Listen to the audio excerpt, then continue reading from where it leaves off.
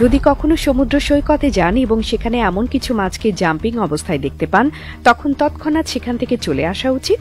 এই মাছগুলোর নাম সার্ডি মাছ এবং এগুলো একসাথে হাজার হাজার মাছের দল তৈরি করে সাঁতার কাটতে থাকে। কিন্তু এগুলো যখন পানিতে একসাথে লাফিয়ে ওঠে তখন এটি আপনার জন্য একটি বড় বিপদের ইঙ্গিত হতে পারে। এই সার্ডি মাছগুলো সাধারণত শার্ক বা অন্য কোনো শিকারী মাছের আক্রমণের শিকার হলে তারা পানি থেকে লাফাতে শুরু করে। তাদের এই আচরণের মূল কারণ হলো তারা নিজেদের রক্ষা করার জন্য পানির বাইরে চলে আসে। যখন আপনি এই মাছগুলোকে পানির উপরে লাফাতে দেখবেন তখন তৎক্ষণাৎ সাবধান হয়ে যান, কারণ এগুলো আপনার মুখে তীব্রভাবে আঘাত করতে পারে। এটা খুবই বিপজ্জনক হতে পারে, কারণ এই মাছগুলো খুবই দ্রুত লাফিয়ে ওঠে এবং অনেক সময় মানুষের চোখে বা শরীরে আঘাত করে।